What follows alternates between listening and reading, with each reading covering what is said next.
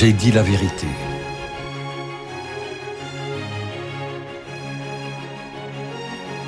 Si quelqu'un sait des choses contraires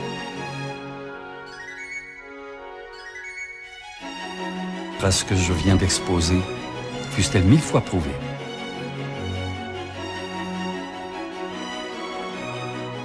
il sait des mensonges et des impostures.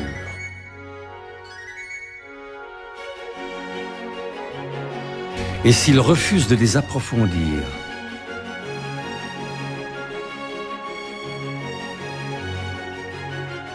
et de les éclaircir avec moi tandis que je suis en vie,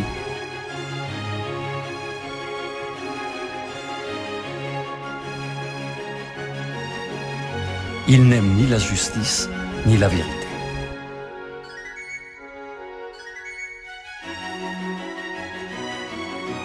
Pour moi, je le dis hautement,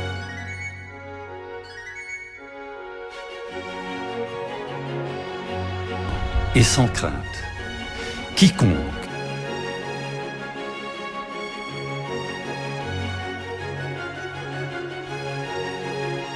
même sans avoir lu mes écrits,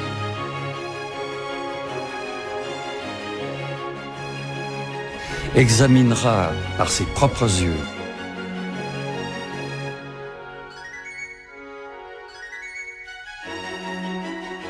mon naturel, mon caractère,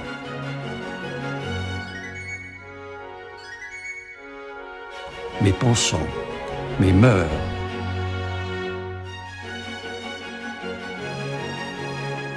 mes plaisirs, mes habitudes.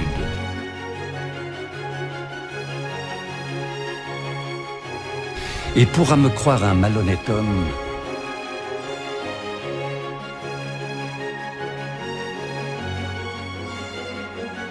et lui-même un homme à étouffer.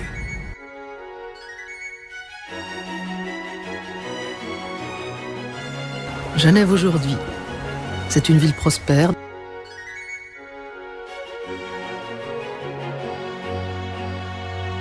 de 400 000 habitants, connue pour ses banques et la présence de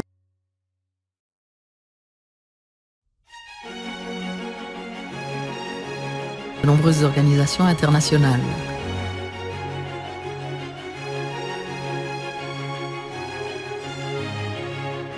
Au XVIIIe siècle, Genève était une petite bourgade.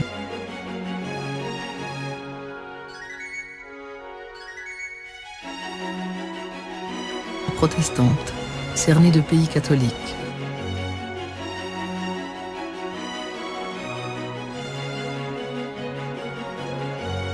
Mais Genève était une république, et l'Europe la considérait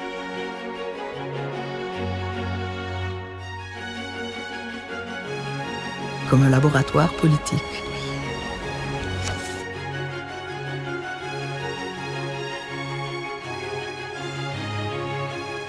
Jean-Jacques Rousseau naît à Genève le 28 juin 1712.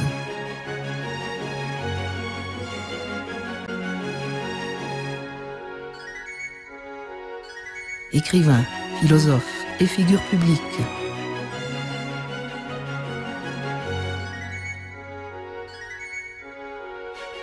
Rousseau éveillera les passions de son vivant.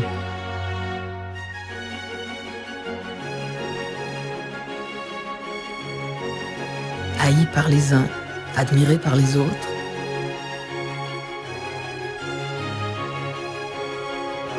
Rousseau a marqué les esprits et divisé les cœurs.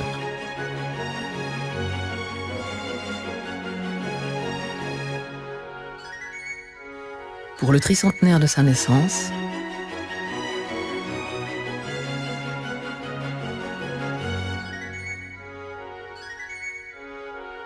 Genève tient à honorer l'un de ses fils les plus célèbres,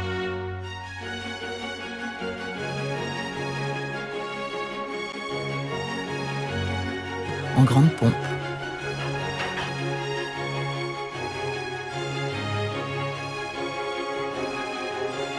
Même la statue de Rousseau n'a pas été oubliée.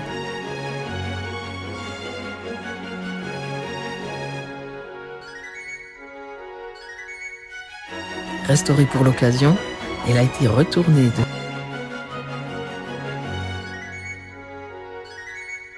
180 degrés pour retrouver sa position d'origine.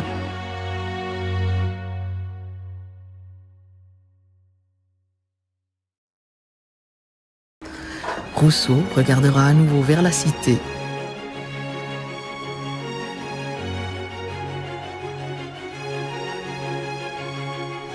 Qui a tant inspiré ses récits.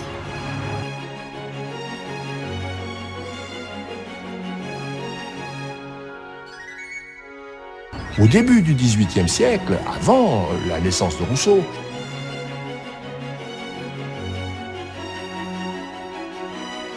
il y a une très grande mutation sociale à Genève.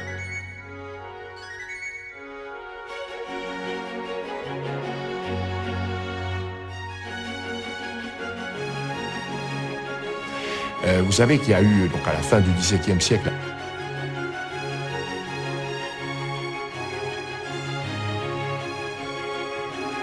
la révocation de l'édit de Nantes.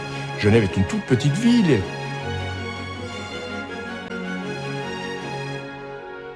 Compte 17 ou 18 000 habitants.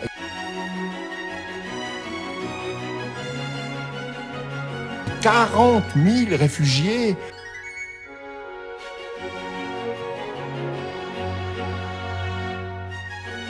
Protestants vont traverser Genève.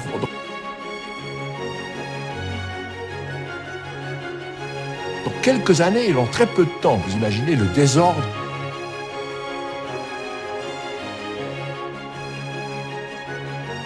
Que ça a créé, les difficultés économiques, la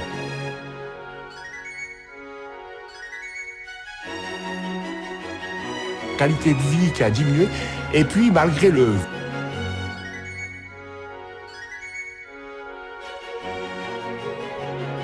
la volonté des Genevois qui était de les renvoyer en Allemagne,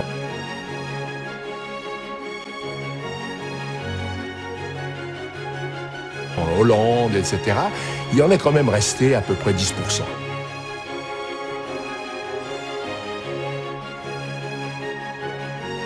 Donc 3 à 4 000 personnes se sont installées à Genève.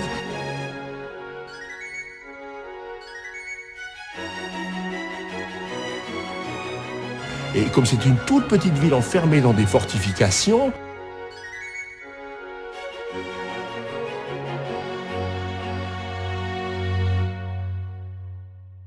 eh bien on a dû rehausser les maisons, les gens se sont entassés.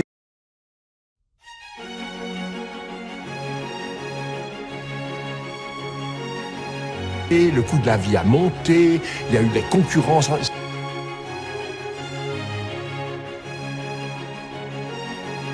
Ça a été très très compliqué.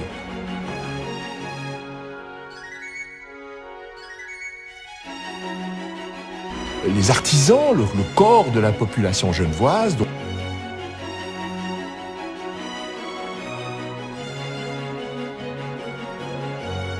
Rousseau est issu, se sont rendus compte que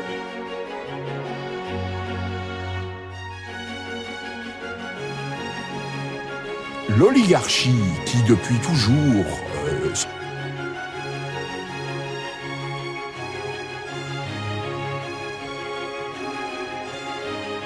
s'occupait du gouvernement, l'oligarchie c'était simplement un petit groupe de familles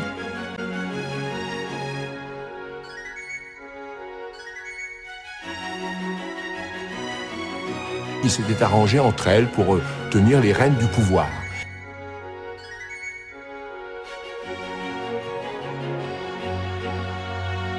Ils se sont rendus compte que ces gens-là, eux,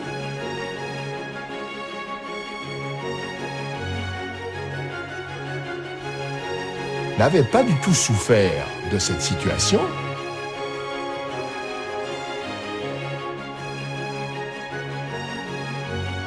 Qui n'avaient, eux, éprouvé aucune concurrence, aucun changement dans leur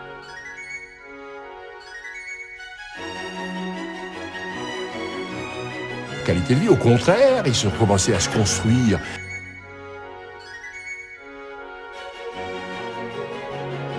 des magnifiques maisons dans la vieille ville, etc.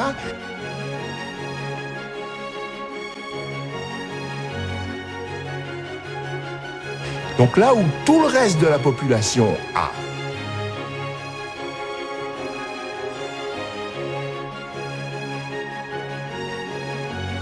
souffert, a dû vraiment payer de sa personne pour aider.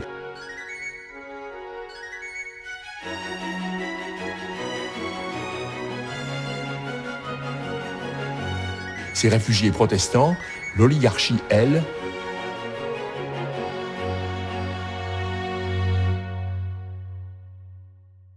a profité et s'est enrichie au service du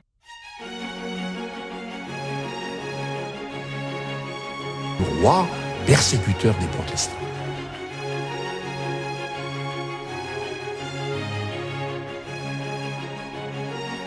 Tous les gens qui habitent dans le même pâté de maisons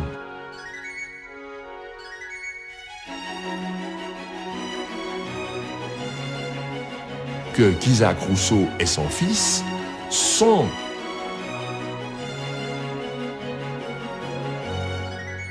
des artisans contestataires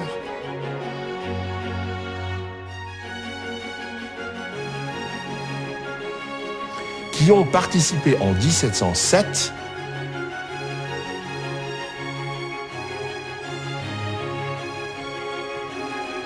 à une espèce de tentative de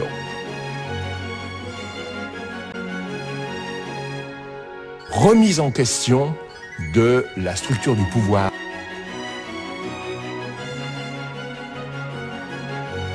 à Genève. Ce sont donc des gens très très motivés.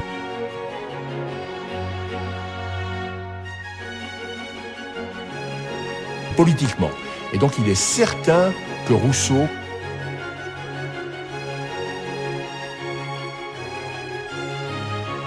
pendant ses années d'enfance, où il lit beaucoup avec son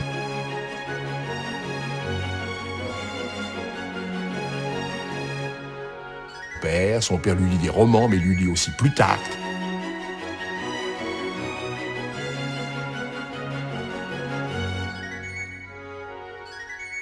Lui lit aussi des œuvres de philosophie. Certainement, il y a des discussions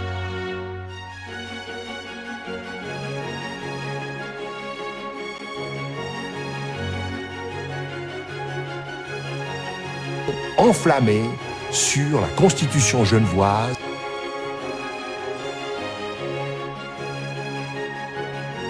et la souveraineté du peuple.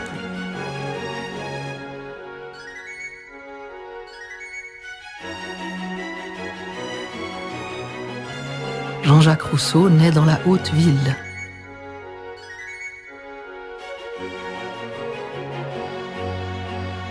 Le beau quartier de Genève.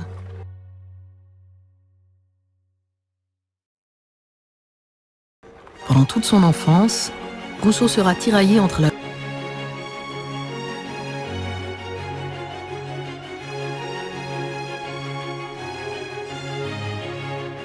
Genève d'en haut de sa mère et la Genève d'en bas.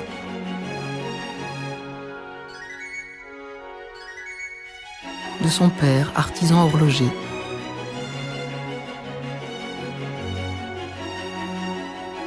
L'époque est mouvementée. La récente répression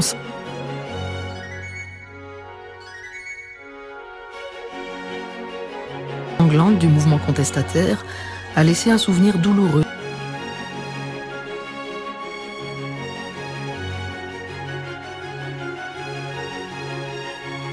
Dans la mémoire populaire.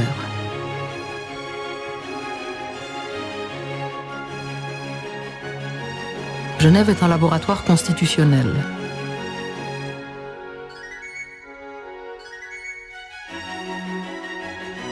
Et les débats qui agitent les Genevois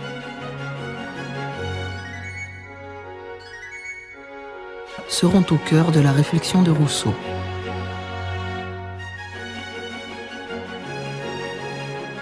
Rousseau dira de sa naissance que c'était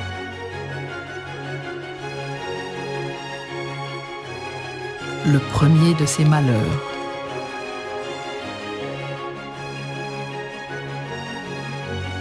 Sa mère meurt en couche.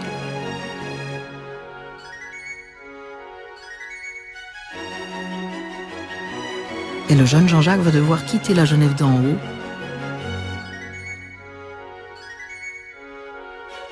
protégé et confortable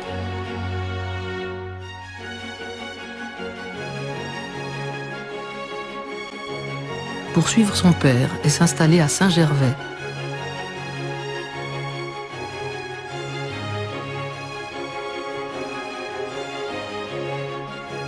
Un quartier populaire.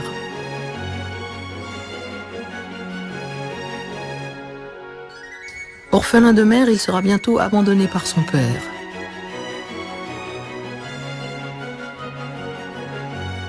Qui quitte Genève et laisse son fils à sa belle famille.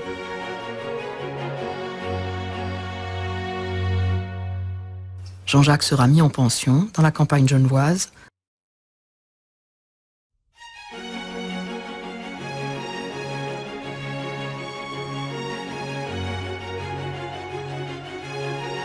Où il découvre la nature qu'il aime passionnément.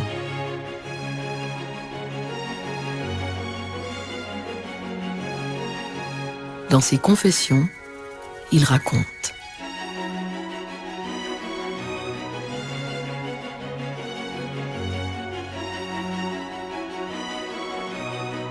Comme mademoiselle Lambercier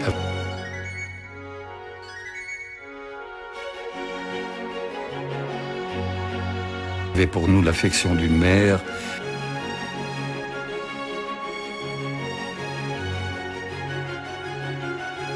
elle en avait aussi l'autorité et la portait quelquefois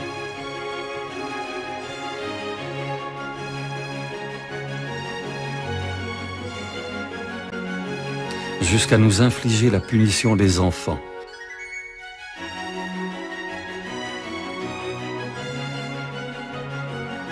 Quand nous l'avions mérité.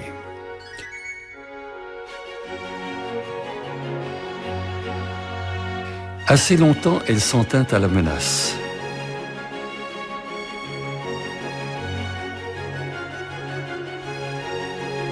Et cette menace d'un châtiment tout nouveau pour moi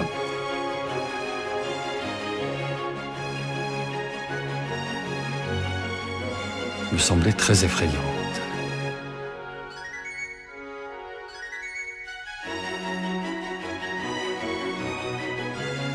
Mais après l'exécution,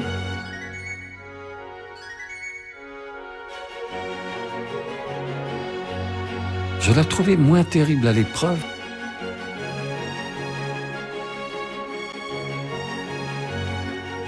que l'attente ne l'avait été.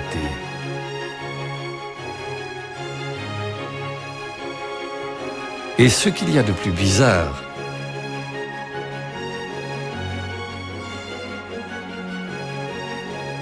et que ce châtiment m'affectionna davantage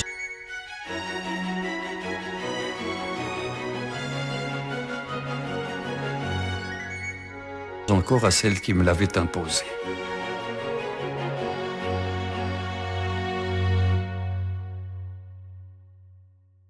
Car j'avais trouvé dans la douleur, dans la honte même,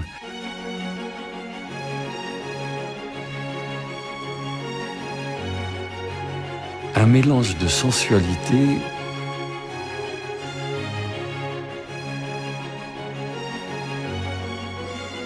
qui m'avait laissé plus de désir que de crainte.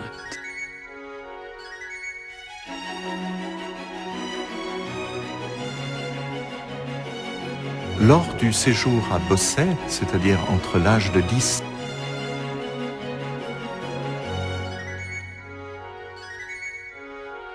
et 12 ans, qui aurait pu rester une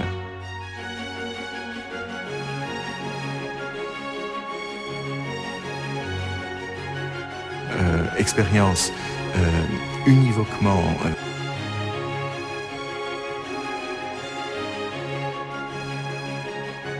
positive et riante, il arrive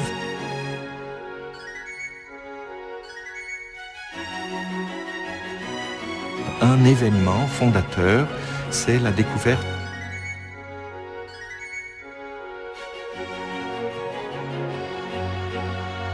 de l'injustice. Brutalement, tout s'effondre.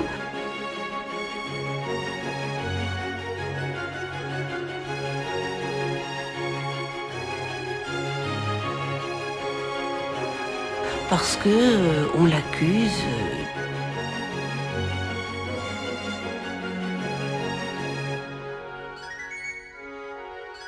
d'avoir cassé un peigne. Or,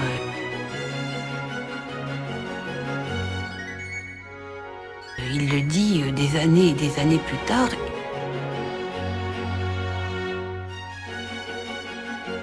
Il n'a pas cassé ce peigne. Il faut dire que on avait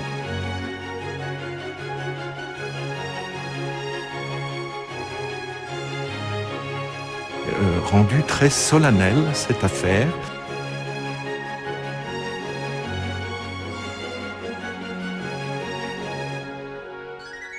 Et qu'il y avait eu un vrai tribunal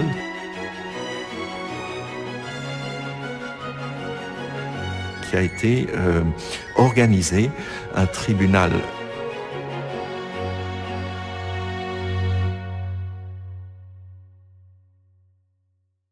certes privé, familial, mais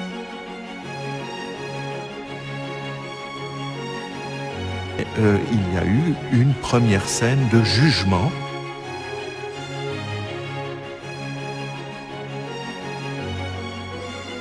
une sorte de premier procès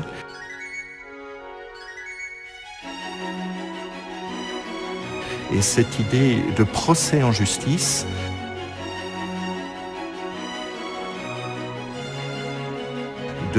d'être constamment en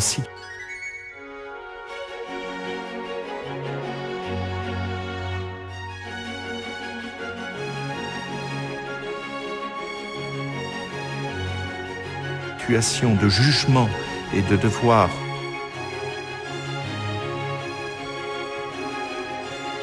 protester de son innocence alors que les autres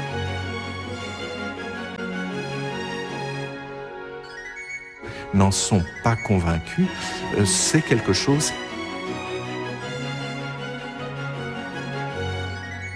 qui sera absolument marquant durant toute